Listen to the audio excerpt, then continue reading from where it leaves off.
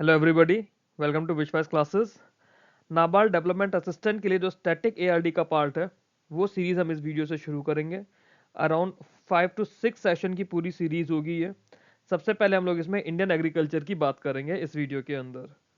ठीक है, सिलेबस की बात करें तो इस पर्टिकुलर वीडियो में हम लोग एग्रीकल्चर को डिफाइन करते हुए सब्सिस्टेंस फार्मिंग क्या होती है, कॉमर्शियल फार्मिंग क्या होती है वो पढ़ेंगे। इंडिया के मेजर क्रॉपिंग सीजन्स के बारे में पढ़ेंगे, मेजर क्रॉप्स के बारे में पढ़ेंगे, और जो हमारे इंपॉर्टेंट एग्रीकल्चर रेवोल्यूशंस हैं वो सब कुछ हम इस वीडियो के अंदर पढ़ेंगे। ये वीडियो आपका स्टैटिक के साथ साथ, जैसा कि मैंने आपको बताया, स्टैटिक के साथ साथ आपका डिस्क्रिप्टिव का पार्ट भी बनाएगा। अगर डिस्क्रिप्टिव में एग्रीकल्चर से रिलेटेड कुछ भी आता है तो आपका इस वीडियो के थ्रू कवर हो जाएगा, या इस पूरी सीरीज के थ्रू वो पार्ट आपका कवर हो जाएगा। एग्रीकल्चर की बात करें तो एग्रीकल्चर हमें पता है क्या होती है। हमारी जो खेती बाड़ी होती है वो एग्रीकल्चर होती है। इसमें हम लोग क्या करते हैं, कल्टीवेशन ऑफ क्रॉप्स करते हैं, रेयरिंग ऑफ लाइफ स्टॉक्स होते हैं। लाइफ स्टॉक में हमारे गाय भैंस बकरी मुर्गी ये सब होता है।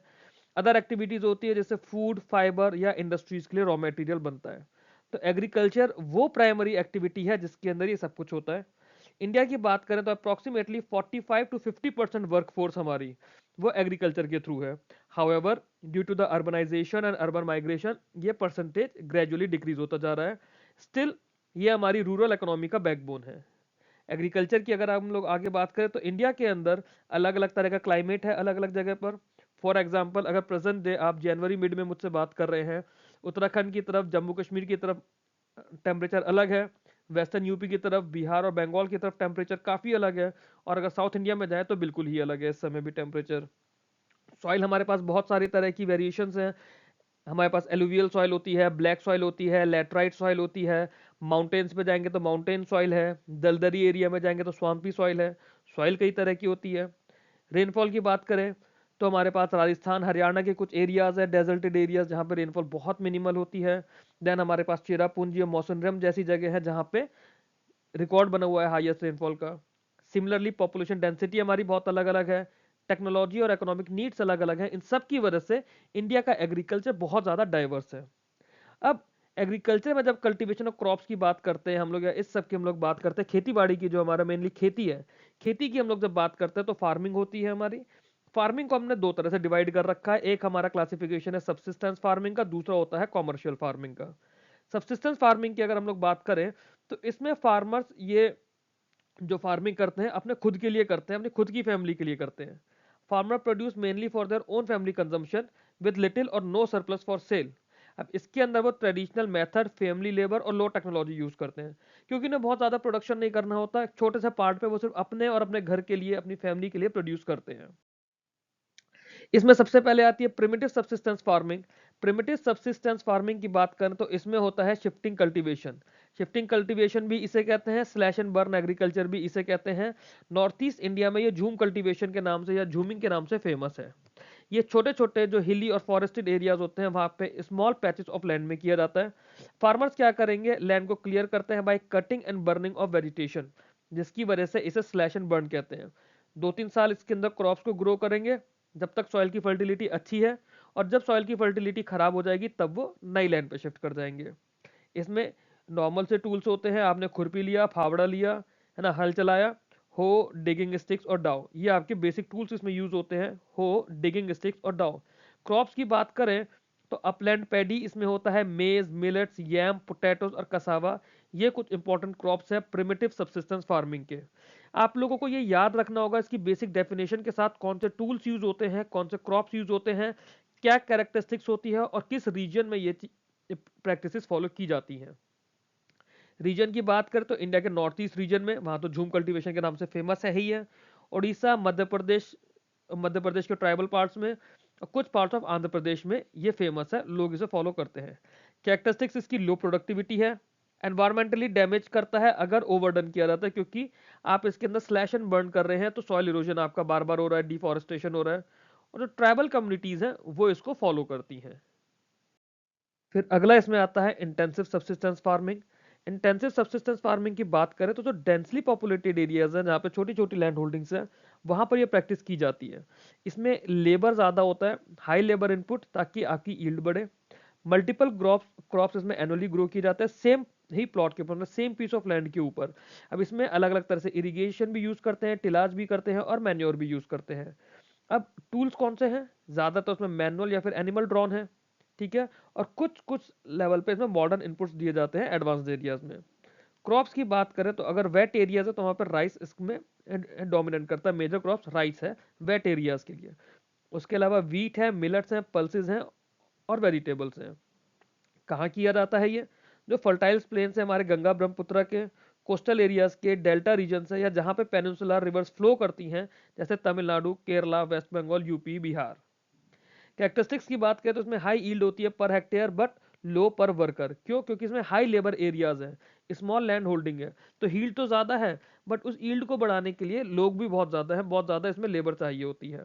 बट ये लार्ज पॉपुलेशन को सपोर्ट करता है और मानसून एशिया के अंदर ये काफी ज्यादा कॉमन है, ठीक है। अगला आता है हमारा कॉमर्शियल फार्मिंग।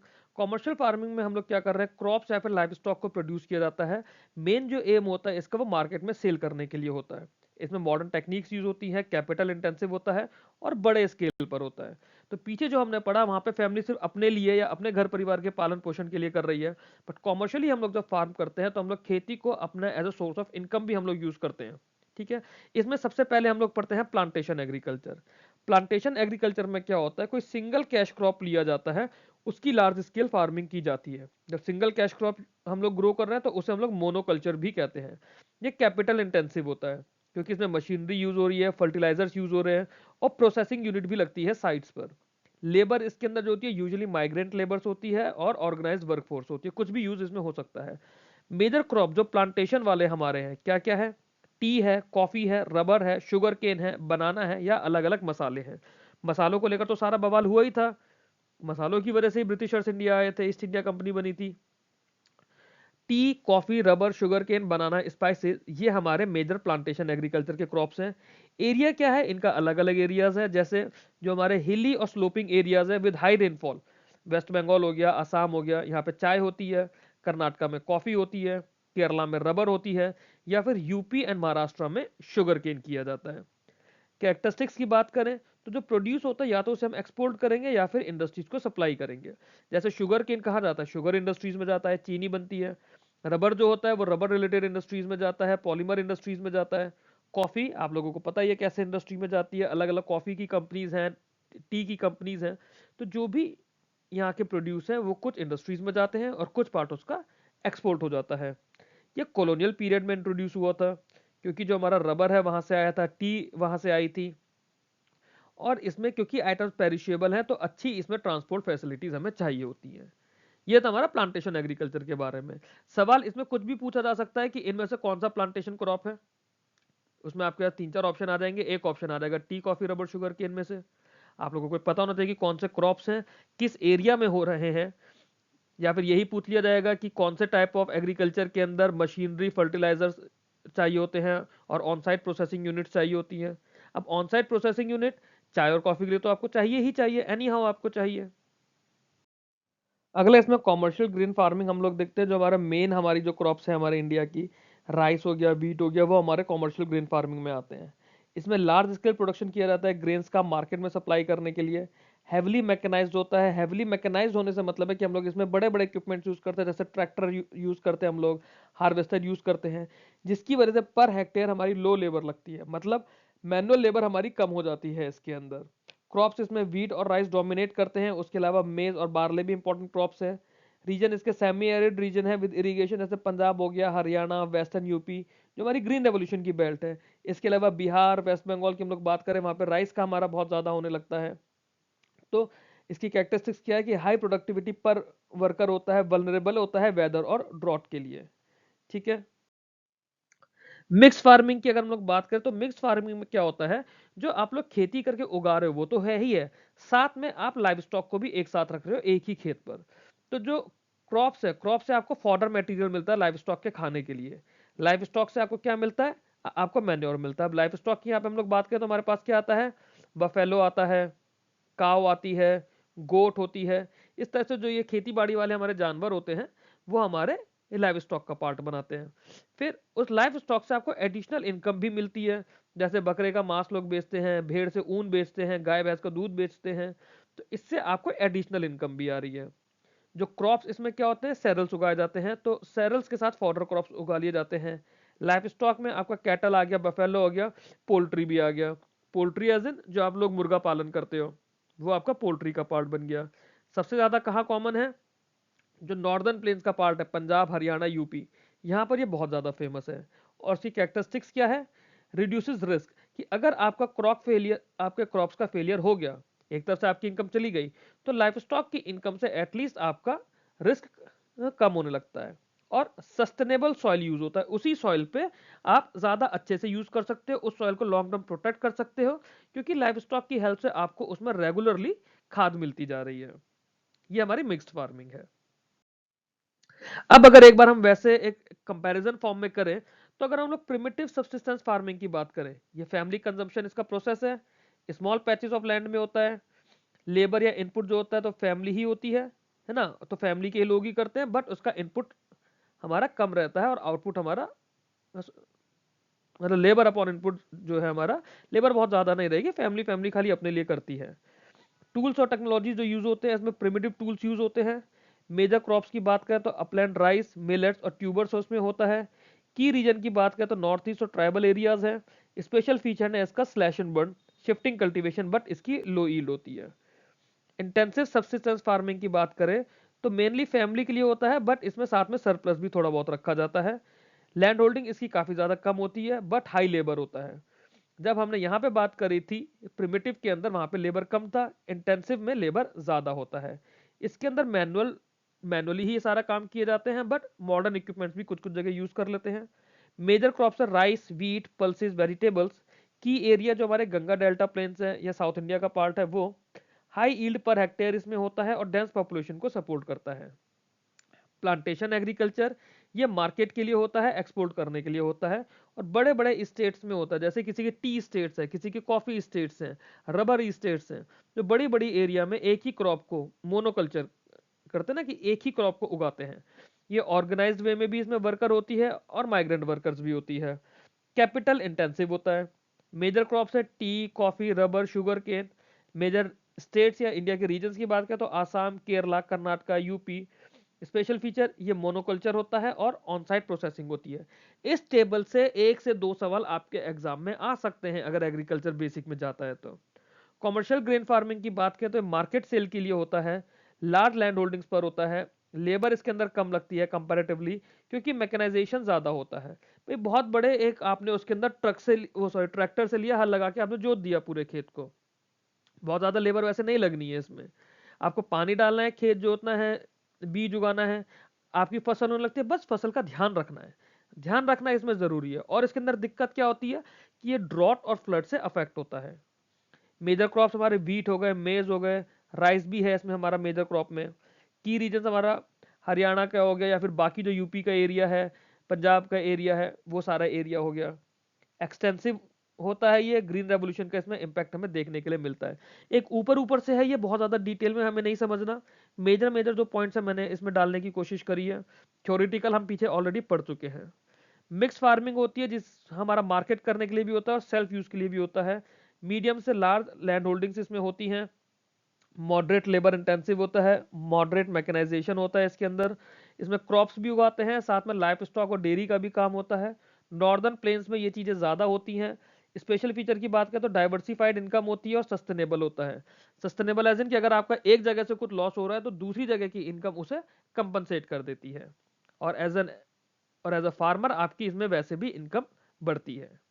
ठीक है, ये हमने एक बहुत बेसिक से समझने की कोशिश करी है। अब वीडियो में आगे चलते हैं, जहां से हमारा मेन चीजें शुरू होती हैं। अच्छा, ये एक छोटी सी इसमें चीज और है कि जो हमारा इंडियन एग्रीकल्चर है उसको क्लाइमेट अफेक्ट करता है, सॉइल इरिगेशन की अवेलेबिलिटी से अफेक्ट होता है, पॉपुलेशन प्रेशर से अफेक्ट होता है, गवर्नमेंट पॉलिसी से भी अफेक्ट होता है। जैसे ग्रीन रेवोल्यूशन आया था, अलग अलग तरह की फार्मिंग हमारे पास बढ़ गई है, जैसे ऑर्गेनिक फार्मिंग हो गई है, अब टेरेस फार्मिंग होने लग गई है, प्रिसीजन फार्मिंग होती है, ड्राई लैंड और रेनफेड फार्मिंग होती है। ये बेसिक टर्मिनोलॉजीज हैं, मैं पीडीएफ आप लोगों को दे दूंगा, उसके थ्रू आप लोग इसे पढ़ लेंगे, इसमें बहुत ज्यादा हमें जाने की नीड नहीं है। यहां से हमारा मेजर पार्ट शुरू होता है एग्रीकल्चर बेसिक्स का, जहां से सवाल आपके एग्जाम में आ सकता है, ये आपको डिस्क्रिप्टिव का भी पार्ट बन सकता है, और करंट अफेयर्स के अंदर इसकी टर्म्स कहीं ना कहीं रेगुलरली रहती है। हम बात कर रहे हैं इंडिया के मेजर क्रॉपिंग सीजन्स की। सबसे पहले बात करें तो सबसे पहला सीजन हमारा खरीफ सीजन आता है। जो खरीफ सीजन या खारिफ सीजन होता है इसे हम मानसून सीजन भी बोलते हैं या ऑटम क्रॉपिंग सीजन भी बोलते हैं। मानसून सीजन भी बोलते हैं या फिर ऑटम क्रॉपिंग सीजन भी बोलते हैं। इसमें सोइंग जो होती है, जो बीज बोने का काम है, वो साउथ वेस्ट मानसून के अराइवल के टाइम पर किया जाता है। मतलब जून जुलाई के टाइम पे आप इसमें बीज बोगे और जो हार्वेस्टिंग करोगे वो मानसून के रिट्रीट के बाद करोगे। दैट मीन्स समवेयर इन अक्टूबर आप फसल की उगाई करने के बाद फसल काटते हो, है ना, जो आपकी हार्वेस्टिंग होती है वो उस समय होगी। अभी जो क्रॉप्स होते हैं मेनली रेनफॉल पर डिपेंड करते हैं। अब कई जगह तो हम इसमें इरिगेशन भी यूज करते हैं, बट प्राइमरी इसमें रेनफॉल होता है। इसे हाई टेम्परेचर चाहिए, अबंडेंट मॉइस्चर चाहिए। अब आप इसके मौसम से आप खुद से समझ सकते हो कि जून जुलाई अगस्त सितंबर की हम लोग बात कर रहे हैं, मतलब आपको इसमें पानी भी बहुत ज्यादा चाहिए और आपको टेम्परेचर भी बहुत अच्छे से चाहिए। अभी कौन कौन से हमारे इसके मेजर क्रॉप्स होते हैं ऐसे? राइस होता है, मेज होता है, कॉटन है, ज्वार है, बाजरा है, गन्ना है, ग्राउंडनट है, सोयाबीन है, अरहर की दाल है, मूंग उड़द, ये दालें हैं। ये स्लाइड आपको पूरी पता होनी चाहिए। इस यहां से जितना भी कुछ आ रहा है हर चीज अपने आप में एक सवाल बनी हुई है। ठीक है, आगे देखते हैं। अब रबी सीजन आता है। रबी सीजन की हम लोग बात करें तो इसे विंटर क्रॉपिंग सीजन या स्प्रिंग क्रॉपिंग सीजन भी बोला जाता है। इसकी जो सोइंग होगी वो विंटर मंथ्स में करते हैं, मतलब अक्टूबर से दिसंबर। तो आप ऐसे समझिए कि जून से हमने नया साल शुरू करा, क्योंकि जून से मानसून इंडिया में एंटर करना शुरू कर जाता है। जून से हमारा खरीफ सीजन शुरू हुआ। जून जुलाई अगस्त सितंबर, सितंबर अक्टूबर में हमने खरीफ की फसल हमारी पूरी हो गई। उसके बाद हमारी रबी की फसल का समय शुरू हो गया। और मतलब जब मानसून चला रहता है तब हम इसे बो रहे हैं, सोइंग कर रहे हैं। फिर इसकी हार्वेस्टिंग होगी मार्च से लेके मई के बीच में। तो आमतौर पे मार्च से हार्वेस्टिंग शुरू हो जाती है। मौसम कैसा चाहिए होगा? जब अक्टूबर से मार्च की हमारी फसल चल रही है, दैट मीन्स ये रिलेटिवली कूलर वेदर में होगा। और जो रेसिडुअल मॉइस्चर रह जाता है मानसून रेंज का उसको यूज करता है, प्लस इरिगेशन। इरिगेशन इसमें कैनाल और ट्यूबवेल के थ्रू हम लोग प्रोवाइड कर देते हैं। तो ये हमारा रबी सीजन के क्रॉप्स हो गए। Required moderate temperature, relatively dry weather during maturity. Most important rabi crops कौन से हैं हमारे? वीट है, बार्ले, ग्राम जिसे हम चना कहते हैं, मस्टर्ड, रेपसीड, ये हमारी काली सरसों पीली सरसों होती है, मटर, अलग अलग दालें होती हैं, आलू होता है। ये हमारे रबी सीजन के क्रॉप्स हैं। फिर इसके बाद एक आता है जायद सीजन। जायद सीजन क्या होता है? एक छोटा सा सीजन होता है दोनों सीजन्स के बीच में।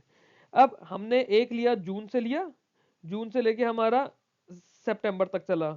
दूसरा हमने सितंबर से लिया, ये वाला सितंबर से चल के हमारा कहां तक चल गया? मार्च तक चल गया।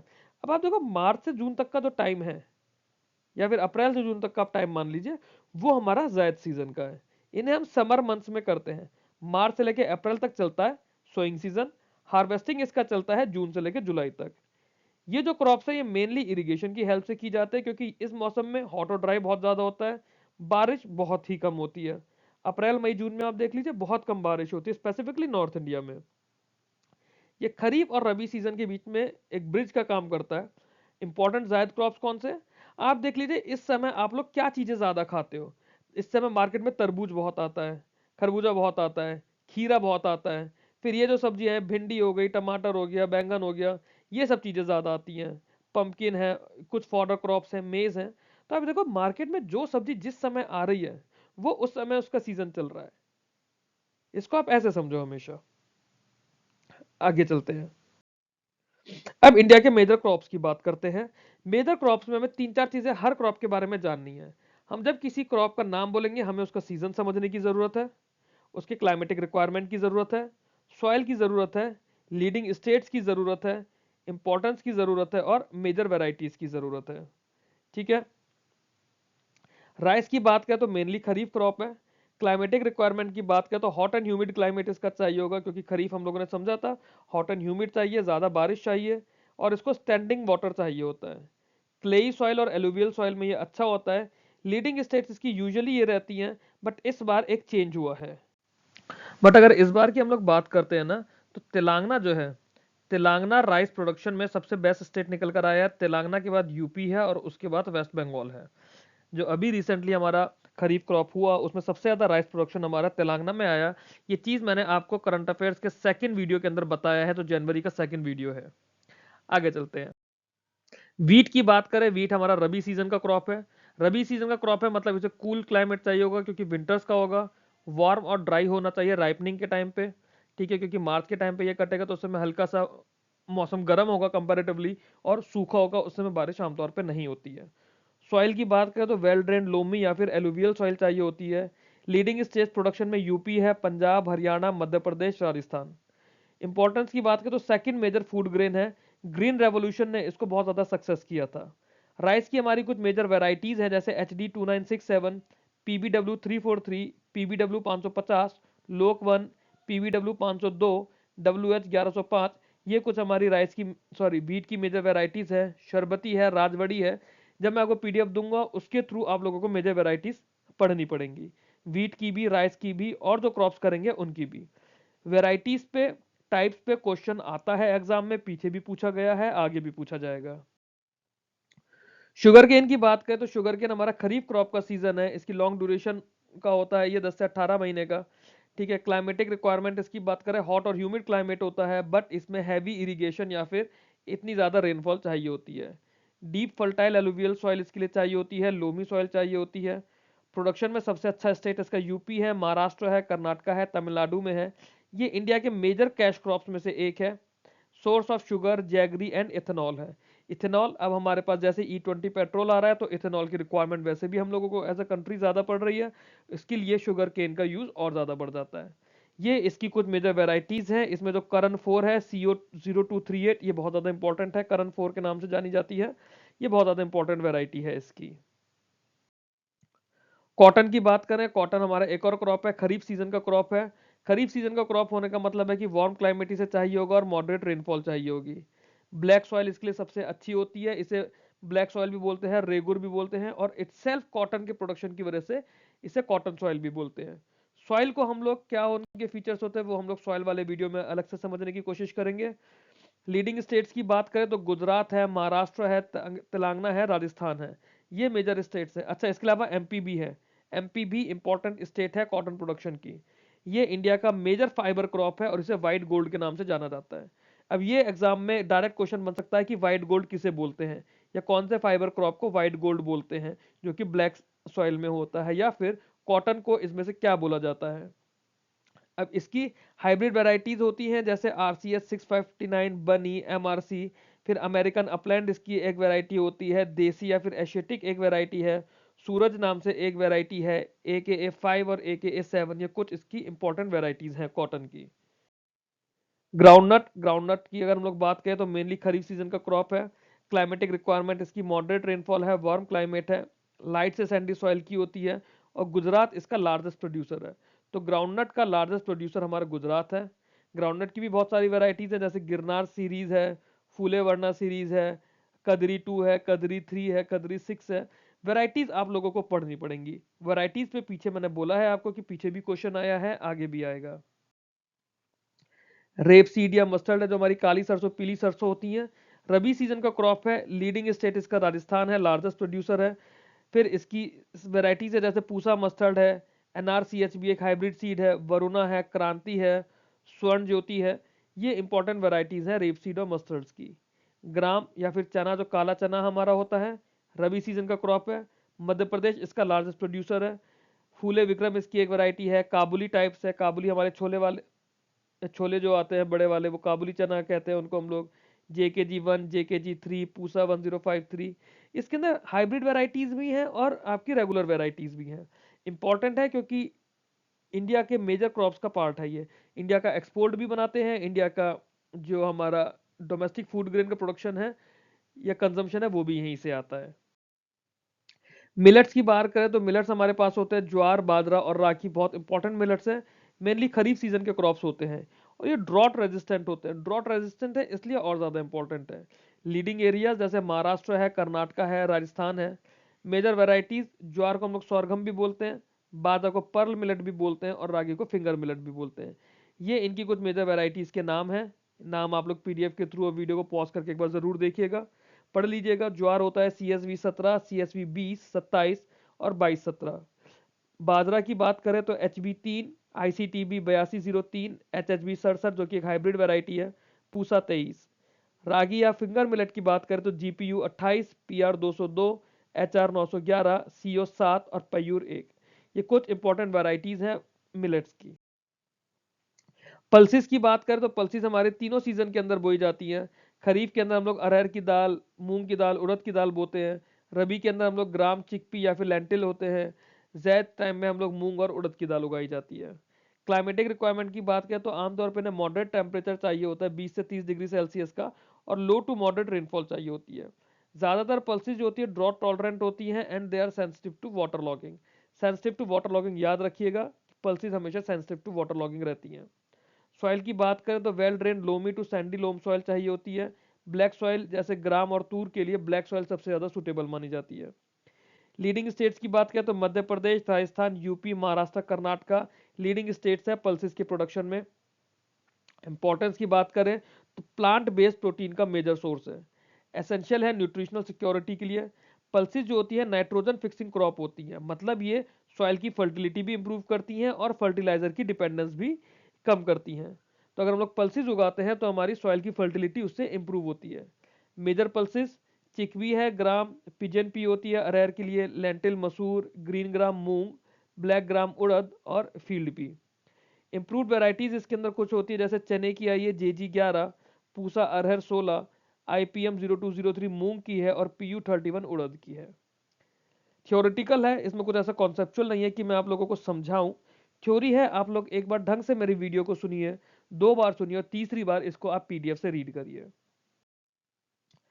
प्लांटेशन क्रॉप्स की अगर हम लोग बात करें तो प्लांटेशन क्रॉप में काफ़ी सारे हैं। सबसे पहले हम टी की बात करेंगे। टी के लिए क्लाइमेट वार्म और ह्यूमिड क्लाइमेट चाहिए होता है, टेम्परेचर 20 से 30 डिग्री होता है। अब टी को सोचिए, चाय के लिए कौन सी जगह फेमस है? दार्जिलिंग फेमस है। दार्जिलिंग कहाँ है? वेस्ट बंगाल। असम फेमस है, असम के टी प्लांटेशन टी स्टेट्स ही फेमस है। तमिलनाडु से चाय आती है साउथ इंडिया की नीलगिरीज से। तो ये आपको लीडिंग स्टेट्स पता चल गई। अब इन स्टेट्स की क्या खास बात होती है? यहाँ बारिश बहुत ज़्यादा होती है, तो वेल डिस्ट्रीब्यूटेड रेनफॉल चाहिए आपको यहाँ पर। फ्रीक्वेंट शॉवर चाहिए लीफ फ्लश करने के लिए। सॉइल कैसी चाहिए होगी? वेल ड्रेन्ड एसिडिक सॉइल चाहिए होगी जिसमें ऑर्गेनिक मैटर ज़्यादा रहे। Deep well drained acidic soil इसमें चाहिए। इंपॉर्टेंस, ये हमारा बेवरेज क्रॉप है। चाय की इंपॉर्टेंस तो बताने की ज़रूरत है ही नहीं है। चाय हम लोग एक्सपोर्ट भी करते हैं और इटसेल्फ इंडिया में कितना ज़्यादा एम्प्लॉयमेंट जनरेशन होता है।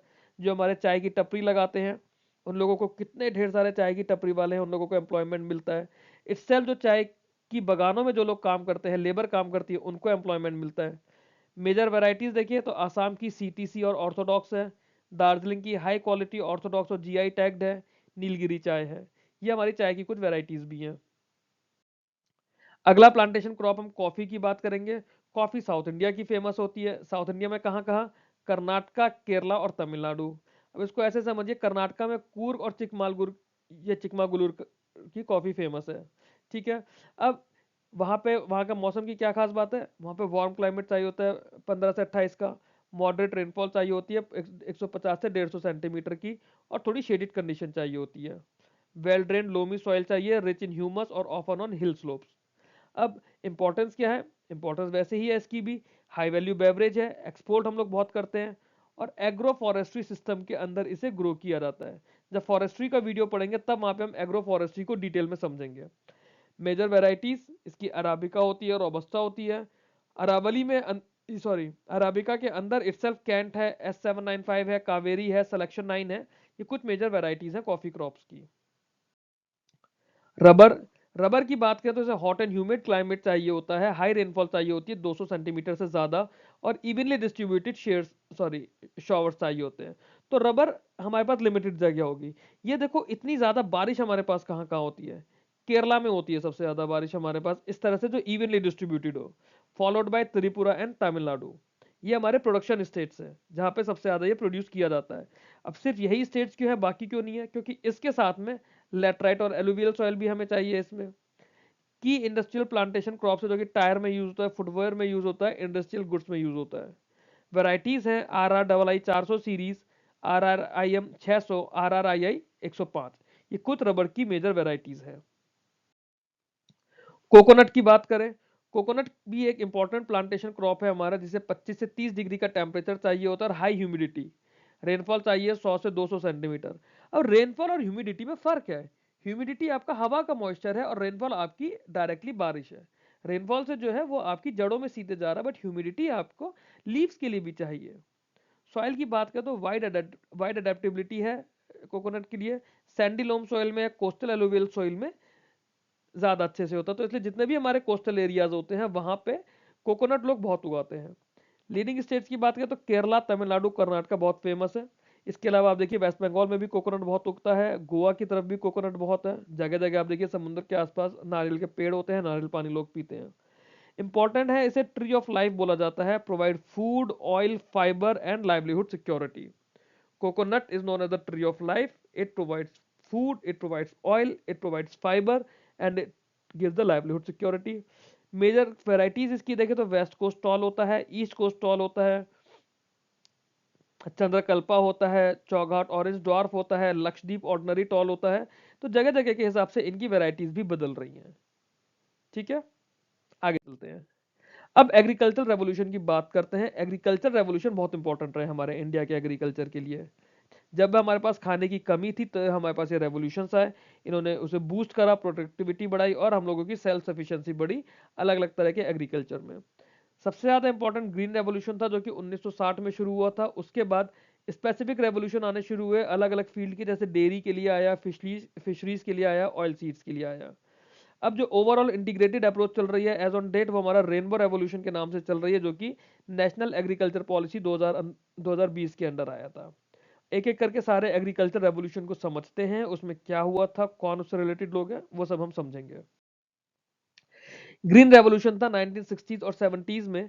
ठीक है, जो फादर ऑफ ग्रीन रेवोल्यूशन थे उन्हें डॉक्टर MS स्वामीनाथन थे, इन्हें हम लोग फादर ऑफ ग्रीन रेवोल्यूशन बोलते हैं। और इनके साथ में नॉर्मन बोरलॉग थे। जो नॉर्मन बोरलॉग थे ये ग्लोबल फादर है, मतलब ग्लोबल लेवल पे इन्होंने ग्रीन रेवोल्यूशन को सपोर्ट किया। उस समय पॉलिटिशियंस थे इंदिरा गांधी जी, चिदम्बरम सुब्रमण्यम जी, इन लोगों ने ग्रीन रेवोल्यूशन को सपोर्ट किया था। कब शुरू हुआ था? मिड 1960s में शुरू हुआ था और पीक हुआ था 1970s में। मेनली फूड ग्रेन्स के लिए था, क्योंकि खाना का अन्न हमारे पास नहीं था, अनाज हमारे पास नहीं था। वीट और राइस इसमें मेजर फूड ग्रेन्स थे। इसमें क्या किया था हम लोगों ने? हाई यील्डिंग वैरायटी सीड्स लिए थे, ड्वार्फ वीट लिया था, राइस वैरायटीज ली थी, केमिकल फर्टिलाइजर्स लिए थे, NPK, पेस्टिसाइड्स और हर्बिसाइड्स लिए थे। एक्सपेंडेड इरिगेशन हम लोगों ने यहाँ करा था कैनाल और ट्यूबवेल्स के थ्रू। और मैकेनाइजेशन होना शुरू हुआ था, ट्रैक्टर्स और हार्वेस्टर्स यूज हुए थे। मेजर रीजन इसके पंजाब, हरियाणा, वेस्टर्न यूपी था वीट बेल्ट के लिए। बाद में इसे राइस के एरियाज में एक्सटेंड किया गया। इनिशियली वीट के लिए था, बाद में राइस के लिए किया गया। पॉजिटिव इंपैक्ट इसके क्या थे कि इंडिया इसमें सेल्फ सफिशिएंट बना फूड ग्रेन्स में। फूड इंपोर्टर से फूड एक्सपोर्टर बन गया।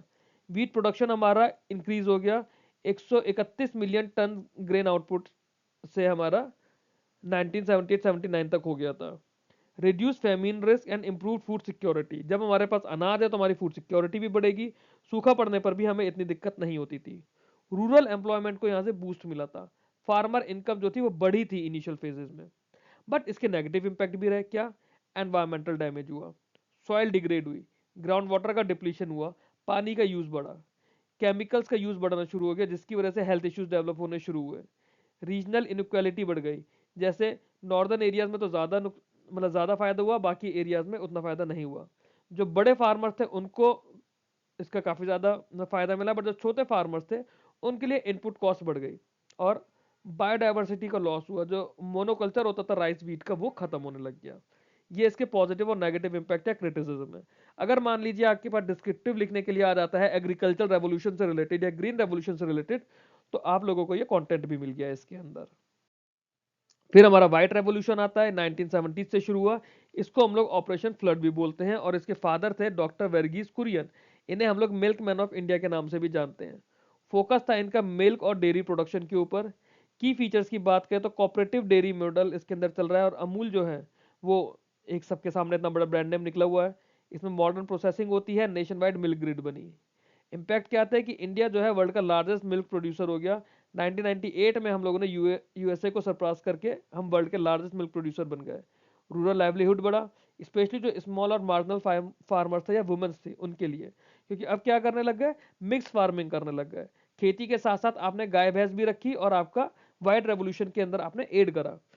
एलिमिनेटेड मिडलमैन थ्रू कोऑपरेटिव, जैसे अमूल आया तो कोऑपरेटिव सोसाइटीज बन के, या फिर पंजाब में वेरका नाम से है, बिहार में सुधा नाम से है, यूपी में पहले पराग और पारस नाम की डेयरीज थी या मदर डेयरी है, ये सब कॉपरेटिव्स है। येलो रेवोल्यूशन 1986 से 1990s के बीच में चला था। इसमें ऑयल सीड प्रोडक्शन था, की फिगर थे इसमें Sam Pitroda. Oil seed production में लोग मस्टर्ड, सनफ्लावर, सोयाबीन और ग्राउंड नोट, इन सीड्स को हम लोगों ने लिया था। तो इसमें जो एडिबल ऑयल का इंपोर्ट था वो हमने कम करा, और 1990s में हमारे पास सेल्फ सफिशिएंसी आ गई। फिर हम लोगों ने ब्लू रेवोल्यूशन की बात करी, इसे हम लोग नीली क्रांति भी बोलते हैं। 1980s और 90s से ये शुरू हुआ। ब्लू रेवोल्यूशन, ब्लू होता है हमारे पास पानी, ब्लू पानी है, मतलब हम लोग फिशरीज और एक्वाकल्चर की बात कर रहे हैं। फिशरीज और एक्वाकल्चर, तो हम लोगों ने इसमें फिश प्रोडक्शन पे काफी ज्यादा काम करा। की फीचर्स थे इसके डॉक्टर अरुण कृष्णन और डॉक्टर हीरालाल चौधरी, और इन्होंने इंडिया को सेकेंड लार्जेस्ट फिश प्रोड्यूसर बना दिया globally. India became the second largest fish producer globally due to the blue revolution. इन्होंने हमारे एक्सपोर्ट्स बूस्ट करे और कोस्टल लाइवलीहुड को काफी ज्यादा इंप्रूव किया। नेक्स्ट रेवोल्यूशन आता है हमारा गोल्डन रेवोल्यूशन, जो कि 1991 से 2003 तक चला, 11-12 साल। यहाँ पे हम लोगों का फोकस हॉर्टिकल्चर पे था, फ्रूट्स पर था, वेजिटेबल्स पे, फ्लावर्स पे और हनी पर था। हमारे पास प्रोडक्शन ऑफ फ्रूट्स हम लोगों ने बढ़ाया, स्पेसिफिकली मैंगो और बनाना का। इंडिया को लीडर बनाया हॉर्टिकल्चर एक्सपोर्ट्स में, न्यूट्रिशन और फार्मर इनकम्स को इंप्रूव करा। Then came the concept of evergreen revolution. Evergreen revolution भी हमारे डॉक्टर एम एस स्वामीनाथन के थ्रू आया था 1990, और 1990 के बाद से ये कॉन्सेप्ट आया है। इसमें क्या है कि सस्टेनेबल एग्रीकल्चर करने के लिए बोला गया कि हायर प्रोडक्टिव रखनी है विदाउट हार्मिंग एनवायरमेंट और सोसाइटी। जैसे ग्रीन रेवोल्यूशन था, ग्रीन रेवोल्यूशन के अंदर क्या हुआ, हमारी सॉइल डिग्रेड होने लग गई। तो हमें एवरग्रीन रेवोल्यूशन में चाहिए था कि वो जो नेगेटिव इंपैक्ट है वो ना रहे। Produce more with less, less water use करो, लेस केमिकल यूज करो, लेस लैंड यूज करो। Integrate ecology into farming. जैसे जंगल हमारे हैं, जंगल हमारे अपने आप इतने हरे होते हैं, तो इकोलॉजी को आपको लेकर फार्मिंग में सोचना है कि कैसे करना है। It is a response to green revolution negative effect, जो मैंने अभी आपको ऊपर बताया था, and promotes long term sustainability. But ये सिर्फ एक कॉन्सेप्ट आया था। कुछ और इंपॉर्टेंट रेवोल्यूशन है, जैसे सिल्वर रेवोल्यूशन है। सिल्वर रेवोल्यूशन की बात करें तो इंदिरा गांधी जी के द्वारा ये शुरू करवाया गया था, एग और पोल्ट्री प्रोडक्शन इन इंडिया के लिए। राउंड रेवोल्यूशन हमारा पोटैटो प्रोडक्शन के लिए था। पिंक रेवोल्यूशन मीट और पोल्ट्री के लिए था, और इसके अलावा अनियन, फार्मा और प्रॉन्स के लिए भी था। ग्रे रेवोल्यूशन हमारा फर्टिलाइजर प्रोडक्शन के लिए था। गोल्डन फाइबर रेवोल्यूशन जूट के लिए था। प्रोटीन रेवोल्यूशन 2014 में आया था। बोला गया कि technology driven second generation green revolution होगा for overall food production. Narendra Modi ji और अरुण जेटली जी ने यह टर्म कॉइन करी थी, protein revolution. Technology driven second green revolution करना था ओवरऑल फूड प्रोडक्शन के लिए। फिर अब 2000 के बाद से हमारा कॉन्सेप्ट चल रहा है, एक थीम चल रही है रेनबो रेवोल्यूशन की। रेनबो रेवोल्यूशन हम लोग लेकर आए थे पहली नेशनल एग्रीकल्चर पॉलिसी, जो कि साल 2000 में आई थी। कॉन्सेप्ट क्या था, इंटीग्रेटेड होलिस्टिक डेवलपमेंट करना था एग्रीकल्चर के सारे सेक्टर्स का, क्रॉप्स का भी, एलाइड सेक्टर का भी। क्रॉप्स तो हम लोग करते ही हैं, एलाइड सेक्टर जो हमारे साथ में गाय भैंस का पालन होता है, जो हमारा लाइफ स्टॉक होता है, या फिर पोल्ट्री हम लोग करते हैं, वो हमारी एलाइड एक्टिविटीज होती हैं। कंपोनेंट्स ऑफ रेनबो, है ना, ये कलर पर चलता है। ग्रीन हमारा फूड ग्रेन्स के लिए था, व्हाइट मिल्क के लिए था, येलो ऑयल सीड के लिए था, ब्लू फिशरीज के लिए, गोल्डन हॉर्टिकल्चर और फ्रूट्स के लिए, सिल्वर एग पोल्ट्री के लिए, राउंड पोटैटो के लिए, पिंक मीट के लिए, ग्रे फर्टिलाइजर्स के लिए। एम क्या था कि हमें 4% प्लस की नेचुरल ग्रोथ अचीव कर सॉरी एनुअल ग्रोथ अचीव करनी है, सस्टेनेबिलिटी रखनी है, डाइवर्सिफिकेशन रखना है, और किसानों की इनकम हमें बढ़ानी है। इम्पैक्ट क्या था कि ये balance eco friendly agriculture provide करेगा, मोनोकल्चर के जो रिस्क होते थे उन्हें खत्म करेगा, और मार्केट डिमांड प्रोडक्शन के साथ खुद को अलाइन करेगा। ये हमारा रेनबो रेवोल्यूशन के लिए था। बात करें तो यहाँ पे मैंने बेसिक साइंस का कंपैरिजन डाला है, green, white, yellow, blue, golden, evergreen और रेनबो का। ग्रीन रेवोल्यूशन 1960 से 70s के लिए था, व्हाइट 1970 में आया, येलो 1980 में आया, ब्लू 1980 में आया, गोल्डन 1991 आया, एवरग्रीन कॉन्सेप्ट आया 1990 में, रेनबो 2000 से चल रहा है। ग्रीन रेवोल्यूशन ने फूड ग्रेन्स पे फोकस करा, जो कि व्हीट और राइस थे। व्हाइट रेवोल्यूशन में मिल्क और डेयरी प्रोडक्ट्स पे काम करना शुरू करा। येलो रेवोल्यूशन में ऑयल सीड्स पे काम करना शुरू करा। ब्लू रेवोल्यूशन पे फिशरीज पे काम करना शुरू करा। गोल्डन रेवोल्यूशन में हॉर्टिकल्चर और फ्रूट पे काम करना शुरू करा। एवरग्रीन क्योंकि ग्रीन रेवोल्यूशन के साइड इफेक्ट्स को हटाने के लिए था, तो ये सस्टेनेबल फार्मिंग पे गया। और रेनबो में बोला कि सारे सेक्टर्स को इंटीग्रेट करो। ग्रीन रेवोल्यूशन के फादर फिगर थे हमारे M S Swaminathan. White revolution के लिए वर्गीज कुरियन। येलो रेवोल्यूशन के लिए सैम पिट्रोडा। ब्लू रेवोल्यूशन के लिए अरुण कृष्णन जी। गोल्डन रेवोल्यूशन में ऐसा किसी का नाम नहीं है। एवरग्रीन रेवोल्यूशन में एम एस स्वामीनाथन जी। रेनबो रेवोल्यूशन हमारी नेशनल पॉलिसी का पार्ट है। ग्रीन रेवोल्यूशन का इंपैक्ट क्या रहा कि इंडिया फूड ग्रेन्स में सेल्फ सफिशिएंट बन गया। व्हाइट रेवोल्यूशन में इंडिया लार्जेस्ट मिल्क प्रोड्यूसर बन गया। येलो रेवोल्यूशन से ऑयल इंपोर्ट्स हमारे कम हो गए। ब्लू रेवोल्यूशन से सेकंड लार्जेस्ट फिश प्रोड्यूसर बन गया। गोल्डन रेवोल्यूशन से हमारे एक्सपोर्ट बढ़े, न्यूट्रिशन बढ़ा। एवरग्रीन रेवोल्यूशन हमारे इको फ्रेंडली प्रोडक्टिविटी देने की बात करता था। और रेनबो रेवोल्यूशन, क्योंकि हमने सारे सेक्टर्स को मिला दिया, हमारा होलिस्टिक और सस्टेनेबल ग्रोथ के लिए बना। आई होप यहां तक आप लोगों को समझ आया होगा। ये बेसिक वीडियो था हमारा एग्रीकल्चर के लिए। अगले वीडियो में हम लोग सॉइल और वाटर के बारे में पढ़ेंगे। वो वीडियो आप लोगों के लिए बहुत ज़्यादा इंपॉर्टेंट होगा। ये मेरा टेलीग्राम चैनल का हैंडल है। यहाँ पे मेरा टेलीग्राम चैनल और टेलीग्राम ग्रुप आप लोगों को डेडिकेटेड मिल जाएगा, जो सभी बैंकिंग एग्जाम्स के लिए है, including NABARD development assistant. Till then keep learning, keep growing. Thank you very much.